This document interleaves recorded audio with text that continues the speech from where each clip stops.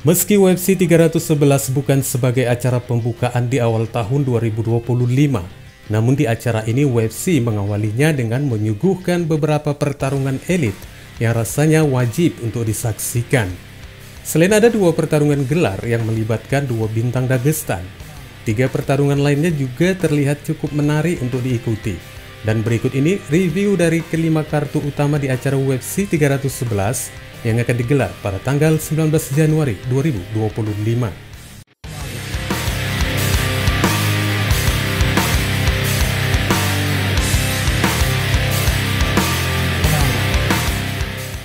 Pertarungan di kelas menengah lebih menyorot kepada Reinier de Ridder, pesaing asal Belanda yang telah berusia veteran 34 tahun, untuk melangkahkan kakinya di peringkat 15 besar. Dan begitu juga dengan Kevin Holland yang telah terbuang dari 15 besar. Jika pertarungan ini berakhir dengan kekalahan baginya, maka tidak ada alasan lain baginya untuk sulit menembus peringkat tersebut. Meski Holland dengan rekor 26 kemenangan dan 12 kekalahan, pernah meraih 5 kemenangan beruntunnya di tahun 2020. Namun setelah 5 win streaknya itu, resumenya pun berakhir dengan kacau. Meski demikian, Holland merupakan salah satu petarung yang paling aktif di daftar UFC. Trailblazer telah bertarung setidaknya 3 kali setiap tahun sejak tahun 2020. Namun dari keaktifannya ini membuatnya menelan banyak kekalahan, antara lain dengan melawan Khamzat Chimaev bahkan Jack Della Maddalena. Dalam 4 pertarungan terakhirnya, Holland kini hanya memiliki 1 kemenangan, setelah dalam laga terakhirnya dikalahkan oleh Roman Dolidze di UFC 307 yang digelar pada bulan lalu. Sementara itu, Reinier de Ridder sebagai alumni One Championship pernah memiliki rekor dengan 16 kemenangan beruntun sebelum Anatoly Malikin menghentikan rekor tak terkalahkannya. Debut pertamanya di UFC yang digelar pada awal bulan lalu berhasil mengalahkan Gerald Meschat melalui submission triangle choke. Dan tampaknya dari pertarungan keduanya, pesaing asal Belanda itu juga akan meraih kemenangan keduanya sekaligus menghentikan langkah Kevin Holland di peringkat kelas menengah UFC.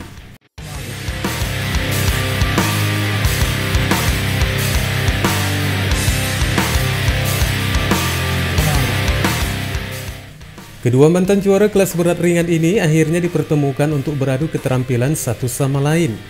Kedua mantan juara ini secara bersamaan terdaftar sebagai korban dari keganasan kepala gerbong di divisi tersebut, Alex Pereira, di mana keduanya dihentikan oleh sang juara dengan kemenangan TKO.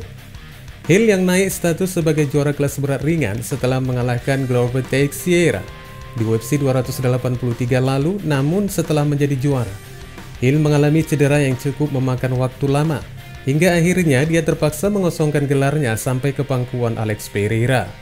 Setelah pulih dari cederanya, Hill bermaksud akan mengambil kembali sabuk yang sempat dimilikinya dari Alex Pereira. Namun yang ada, Hill malah terkapar terdampar seolah kena tampar tepat di ronde pertama sekaligus gagal merebut kembali sabuknya. Setelah ini, Hill kembali dipotensikan untuk Carlos Ulbeck. Namun rentan cedera yang selalu menimpanya kembali gagal untuk acara bulan Juni lalu di UFC 303. Sementara itu, Prochazka yang tampil dengan tampilan sebagai seorang jagoan bela diri dari Asia sebagai pendekar samurai, juga tak kuasa menahan kekuatan Alex Pereira dari 2 pertarungan mereka yang kesemuanya berakhir dengan TKO dengan jumlah ronde yang juga sama selama 2 ronde. Namun di antara 2 pertarungannya melawan Alex Pereira, Prochazka sempat mengalahkan Alexander Rakic dengan TKO di ronde kedua di UFC 300 sebagai peluangnya untuk kembali rematch melawan Alex Pereira. Nah, di pertengahan tahun depan, 2 korban Alex Pereira ini beradu satu sama lain dan kelihatannya Prochazka yang tampaknya lebih beruntung, disebabkan Hill sepertinya hanya memiliki kemampuan sebatas gertakan kepada lawan-lawannya.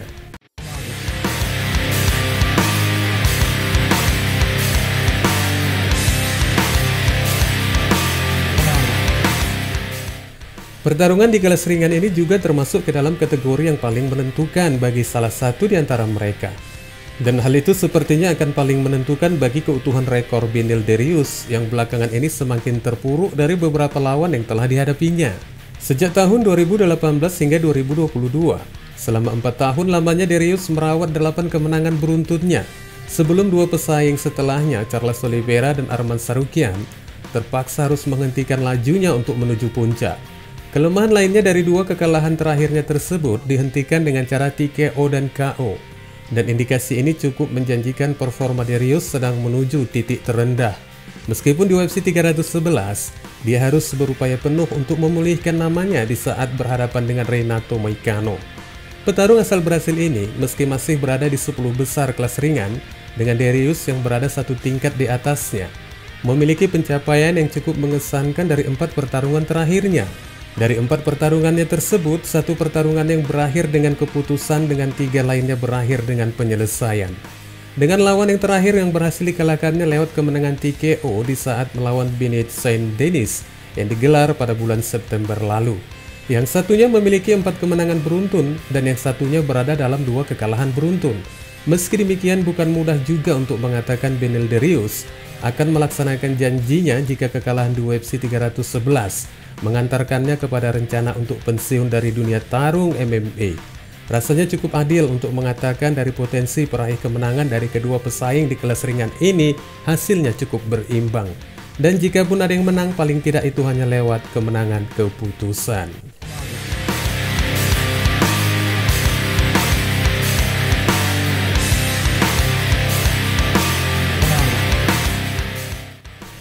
Sebelumnya, kedua petarung yang akan berlaga dalam tembakan gelar di kelas bantam ini tidak memiliki perseteruan apapun sebelum kepastian pengumuman dari UFC benar-benar diumumkan untuk pertarungan gelar mereka. Hanya saja sebelum pengumuman itu, sang juara Dvalishvili berkali-kali berupaya memprovokasi media dan promosi agar lawan yang berikutnya dihindarkan dari kedatangan Umar. Namun diakibatkan tidak ada jalan lain bagi promosi untuk tidak menempatkan Umar sebagai penantang gelar yang berikutnya. Mau tak mau dan harus mau, Merab dengan berat hati terpaksa menerima keputusan pahit yang menggigit dari promosi. Ini mengartikan dari upaya sebelumnya untuk menghindari Umar berujung gagal, sementara Umar semakin melihat adanya hilal untuk meraih gelar.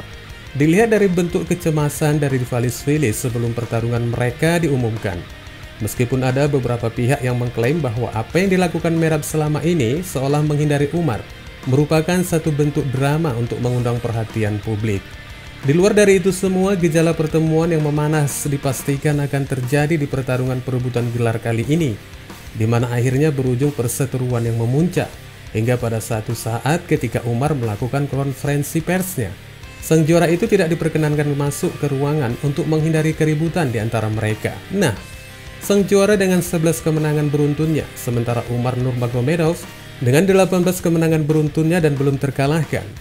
Jika dilihat dari rekor ini, keduanya tentunya memiliki persenjataan khusus untuk melumpuhkan masing-masing lawan mereka.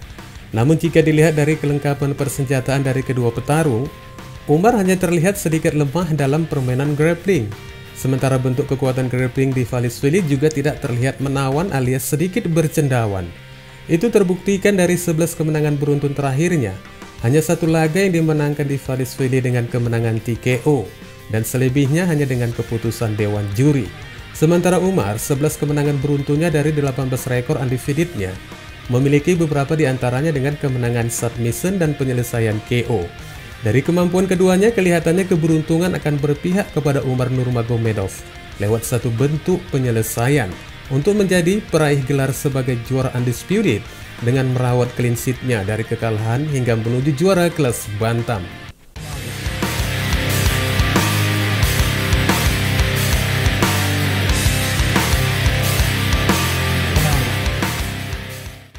Rematch di antara kedua petarung yang sama-sama memiliki kemampuan bergulat ini berbeda dari pertarungan sebelumnya, di mana pada saat itu masih memiliki misi untuk mencapai peringkat puncak.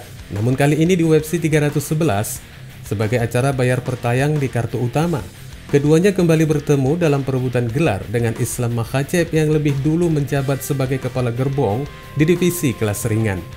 Makhachev memiliki karakter yang mendukung inovasi, di mana sebelumnya banyak riak-riak kecil yang masuk hingga ke telinganya, hingga performanya merupakan tampilan yang cukup membosankan untuk disaksikan dalam arena pertarungan. Dari sini, dari beberapa pertahanan gelar sebelumnya, sang juara asal Dagestan itu meningkatkan performanya hanya untuk memuaskan penggemar. Lewat satu kemenangan KO tendangan kepala di saat melawan Alex Volkanovski, dan menang melalui penyerahan atas Dustin Poirier dengan pertarungan yang cukup sengit, hingga ronde terakhir sebagai penentu kemenangan sang juara. Hal itu disebabkan jika Islam menuruti bentuk irama permainan stand-up poirir, meskipun akhirnya satu kuncian yang menyelesaikan pertarungan keduanya. Di sisi lain, Arman Sahruqian juga memiliki resume penghentian yang lumayan cukup mengesankan. Sayangnya dari semua kemenangannya didominasi dengan keputusan dan penyelesaian lewat penghentian KO dan TKO. Padahal petarung Armenia tersebut lebih mengakui keterampilan gulatnya daripada persenjataan lainnya. Dan sepertinya pengakuannya sebelum pertarungan gelar ini digelar, Arman sendiri sempat mengucapkan bahwa cuma dialah petarung satu-satunya yang mampu menghentikan kemampuan gulat dari Islam Makhachev.